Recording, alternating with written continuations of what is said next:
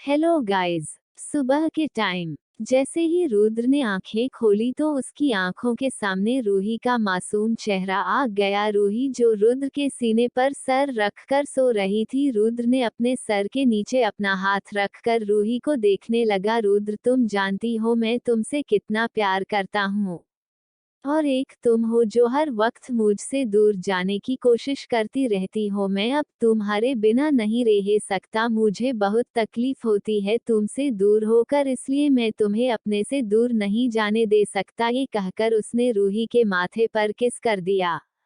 रुद्र ने अपना मोबाइल उठाया और किसी को मैसेज कर कर रूही को अच्छे से लिटाकर फ्रेश होने चला गया। थोड़ी देर बाद रुद्र टॉवल पहनकर बाथरूम से बाहर आया। इतने में दरवाजे पर किसी ने नॉक किया। रुद्र ने जैसे ही दरवाजा खोला तो सामने उसका असिस्टेंट विक्रम खड़ा था जो रुद्र के कपड़े लाया था। उसने रुद्र की तरफ कपड़े बढ़ाए। विक्रम सर, यह रहे आपके कपड़े, आपने जो मंगवाए थे। रुद्र ने उससे कपड़े लिए और दरवाजा बंद कर दिया। रुद्र कपड़े लेकर वॉशरूम में चला गया। थोड़ी देर बाद निकाल कर बाहर आया। उसने एक नज़र रूही को देखा और सीधा नीचे चला गया। जैसे ही वह नीचे आया उसने देखा दीपक जी जो सोफे पर बैठकर अखबार पढ़ रहे थे। उसने उनको गुड मॉर्निंग कहा और सोफे पर बैठ गया। सुनीता जी जो चाय लेकर आई थी, उन्होंने रुद्र को देखकर कहा, अरे बेटा तुम उठ गए। Rudra, good morning aunty. Good morning बेटा, चलो आओ ब्रेकफास्ट कर लो। सुनीता जी बात सुनकर दोनों ही ब्रेकफास्ट करना चले गए। अभी रुद्र ब्रेकफास्ट कर ही रहा था, इतने में रूही नीचे आई। Roohi, good morning everyone. Deepak ji और सुनीता जी, गुड मॉर्निंग बेटा, आओ ब्रेकफास्ट कर लो। रूही इनके चेयर पर बैठ गई। रुद्र जो रूही को देखने में बिजी था, दीपक जी रुद्र को देखकर कहा, बेटा पहले ब्रेकफास्ट कर लो, बाद में देख लेना तुम्हारी है। रुद्र दीपक जी की बात सुनकर मुस्कुरा दिया और रूही ने जैसे ही दीपक जी की बात सुनी तो उसने अपना सर शर्म से नीचे झुका लिया। उसको बहुत शर्म आ रही थी। उसने एक बार भी ऊपर नहीं देखा, नीचे सर झुकाकर ब्रेकफास्ट करने लगे।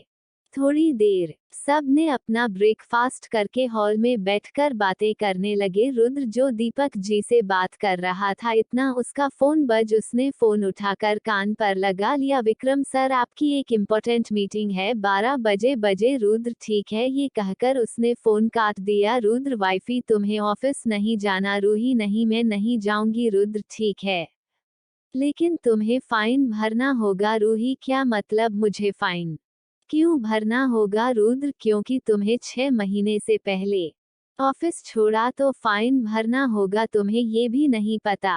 रूही, नहीं तो रुद्र, आप पता चल गया ना, या तो ऑफिस चलो, ये फाइन भरो, ये तुम्हारे ऊपर डिपेंड करता है। ये कहकर रुद्र के चेहरे पर डेविल स्माइल आ गई। रूही ने रुद्र की बात सुनकर कहा, तुम बहुत बुरे हो, हर बार मुझे परेशान करते हो। ठीक है, तुम जाऊं, मैं थोड़ी देर में आती हूँ। रुद्र, नहीं, तुम मेरे साथ चलोगी, जाओ जल्दी से तैयार होकर आओ। रूही, नहीं, मैं तुम्हारे साथ नहीं जाऊंगी। दीपक जी, बेटा दोनों एक ही ऑफिस में जा रहे हो तो परेशानी क्या है, चली जाओ। रूही, पर पापा। दीपक जी, प्लीज बेटा, मेरे कहने पर चली जाऊं। रूही, ठीक है, आप कह रहे हैं तो जा रही हो। रुद्र की तरफ देखकर उसने कहा, बस 5 मिनट रुको, मैं अभी आई। यह कहकर जल्दी से अपने रूम में चली गई।